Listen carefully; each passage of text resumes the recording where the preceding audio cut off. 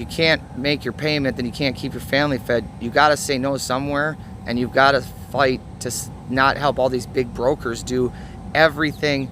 They're getting the load 10x what you're paying you, and they're the only ones that are making more money when you have all the liability, all the risk, all the damage claims, all that. They have no problem taking it from you. So why are we all fighting to haul for them? And the biggest one is, like, if your percentage and you're for hauling for them, they got 13 other companies that have cut the rate before you see your 35% or 25%. Like, that's not how it should be. You hire a guy to cut his rate so you make a little more, and him, it just doesn't sit well with me. I never want to deal with that. You know, I mean, we should all band together and not take it for no money. Like, we're not in this to not make money. The drivers, the owners, none of us. If they're making more money than a trucker, that ain't right with me. I heard that, brother. Then you do it. Just to go full tilt in it, those days I think they're long gone. I mean, the wedge game of driving around with no DOT numbers. I mean, dude, you're gonna risk your life, your family's lives, other people's on the roads. It's not the liability in anything. You've got to know what you're doing. And nowadays, man, you can't be mad at the cops when you're driving around with truck falling apart. Like, fix your truck, keep it going, feed your family or your loved ones, whatever, and then it'll come over time. Rome wasn't built in a day. Neither was a trucking company. Yeah. No, I love this, man. Any last words? You know what I mean? For people to know you as a person, or anything that you have on your mind, brother. I mean, this is just we're talking to you for a little bit, you know? Happy Father's Day to all my guys. I'm not a father myself, but they all work hard, and some of them are out there right now. And Miami Star, thanks for having us here. Keep up the good work, guys, and don't stop. What's going on, Mutha Truckers? So, I'm out here. We're always hauling.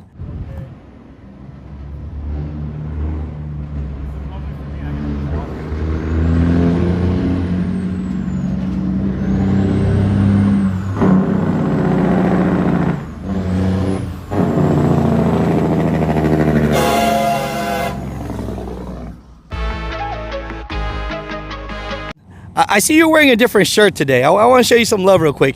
I mean, you could just talk where you're at. You know, I got this $30 mic that I had to get right here. So what the heck is this Airbag Mafia real quick? Custom suspension we started after trying other people's stuff that wasn't working out. And it's more built to last longer, not break, safer. And we're starting to sell it and put it on all of our trucks. Tested it on our fleet of trucks first. So, and then we started making other products on there at airbagmafiacustoms.com. So I love it, man. Hey guys, I'm telling you right now, support this guy right here. I've been having deep conversations. You know, when you feel like you just met a friend and you're like, man, where the heck has this dude been?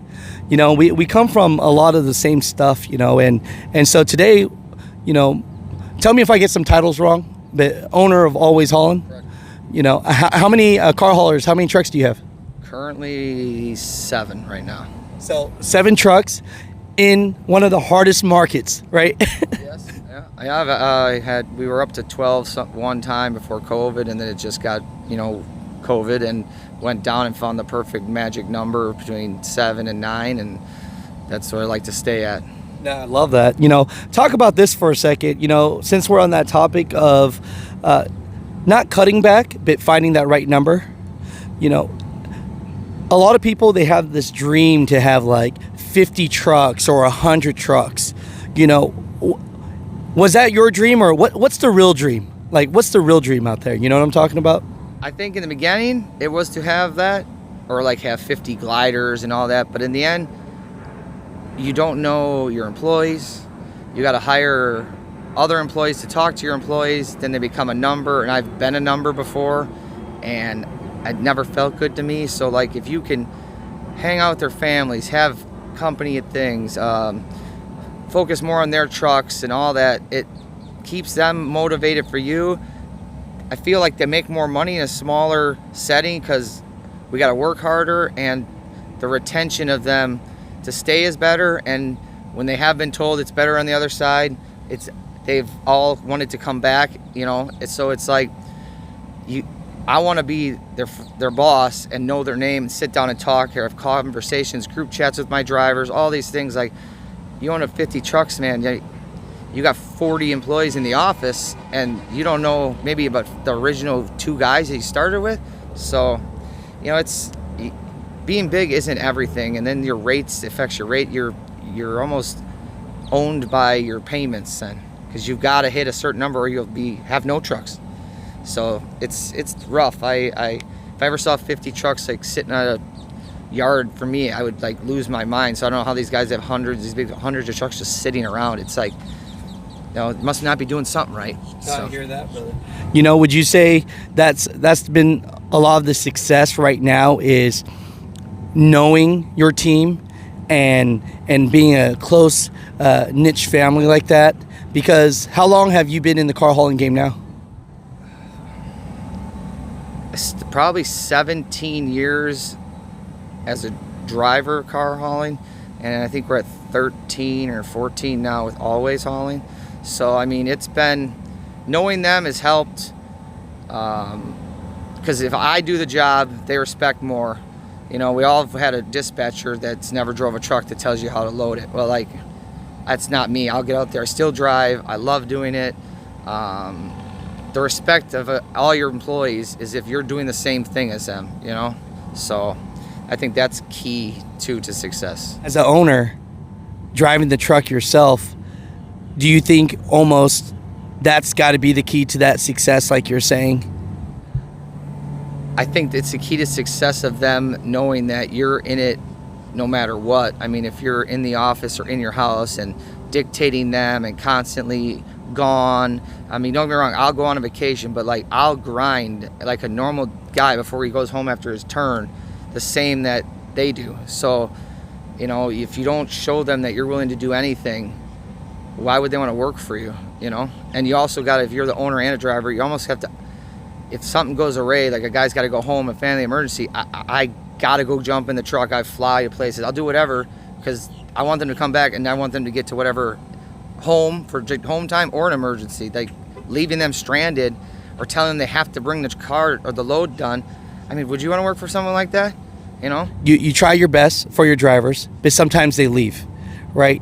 And so, we talked about something really great is you said a lot of times they leave, but you always kind of keep the open door back for them, or they ask to come back at times. Can you talk about that a little bit? I think in the beginning, people would leave and I'd try and beg them to stay and all that. I mean, someone's going to leave, you got to let them do it. And, the only way I won't bring someone back is if they just leave my truck, and that's happened.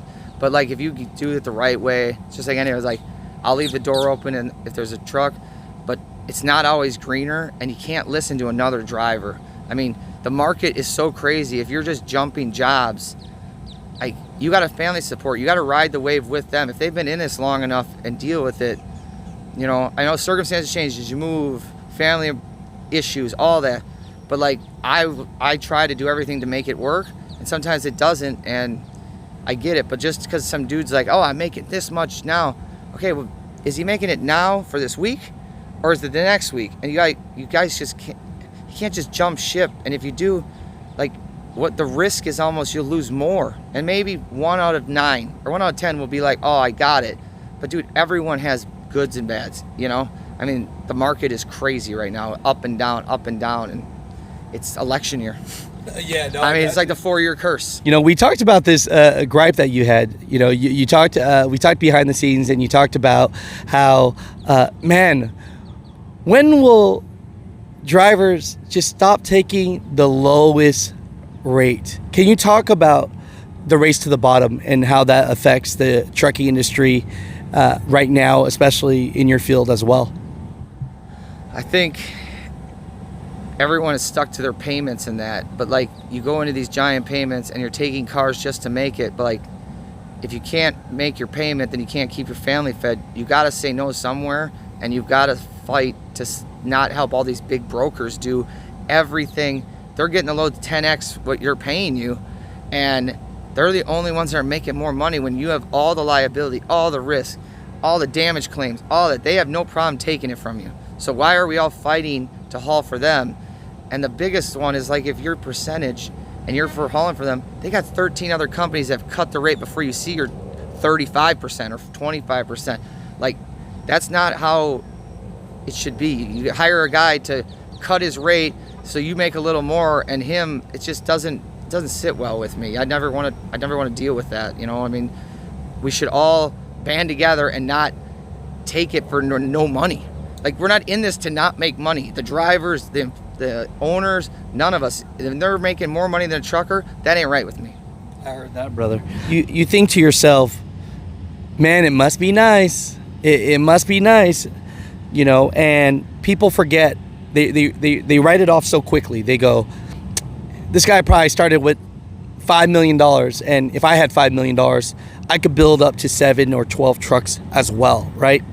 And so, can you tell me a little bit, maybe about your start or your lifestyle was, and how did you even make the transition to being an owner? I used to haul cars at an auction in Wisconsin, and they got bought out by a larger company, and they wanted me to sign like a non-compete, and I didn't, like 19, no idea what that is, and I read it, have someone else read it, and everyone's like, don't sign it. So I went to another auction.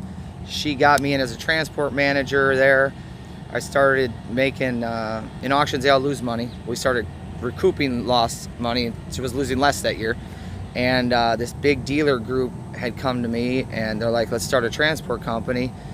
And so we did that, and I had like a Dodge Caravan and like 7 retired guys, and we were moving stuff all over. Then I bought my first truck, which was my first truck I'd ever drove for the first auction, 98 Peterbilt 379 with, I don't know, 1.5 million.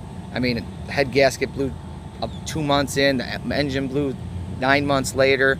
I mean, I didn't start with anything cool. I probably screwed myself over many times by trying to add stuff to make it look cool instead of fix the truck, you know? So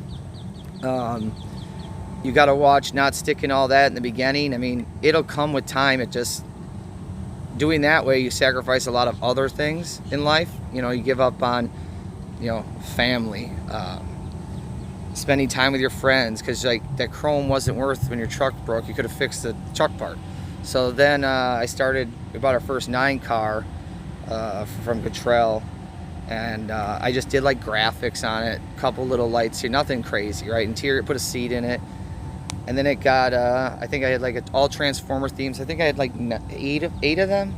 And then I bought a pack car because it was cheaper and it cost more money. And then I just went out and started buying the gliders and doing them over years. I mean, I've had, the last one I had since 2019, and we finally put it together. And it's like, you know, it's not easy. And I build them now. I started building them how I thought everyone liked. Now I build it how I like it. And then I don't build it for the driver. I build it, and then the driver's like, bro, I want to drive that. I'm like, okay. You know, but it's, I do in my head designs. I ask my guys things, these changes. I mean, we change stuff on trucks all the time. The new stuff coming out. But, I mean, I built it to how I want it. And it seems either you love it, hate it, or like so in love with it. And it's just, you got to do what makes you happy, because it's hard to get that level and that interior and all that, and then the guy's got to take care of your truck. I mean, there's a lot of stress in that, but you find the right person for the right truck, they like will take care of it as their own, you know? Yeah, that's dope, man. So when you were this 19-year-old kid just doing these little auctions, you know, or big auctions, and you're just getting your ears wet, did you ever even think that an opportunity would ever come that you would have a chance to have ownership or own your own business? I mean, what would you say to all the people out there that they're dreaming the same thing, man? You know what I'm talking about? Yeah. They got no money. They got a little money. They're working their butt off. You know, how do you know when the opportunity comes like that? You gotta keep grinding, and nowadays if you never stop, somebody will see that, and someone will start talking to you, someone will help you, you know, or they'll be like, hey, you need 6 more months saved up to get this. Don't get discouraged by it. Keep going. And when the haters say you can't make it, use that energy as motivation. 110%. I still do it now. You can't do that. Okay, watch. I'm gonna figure it out.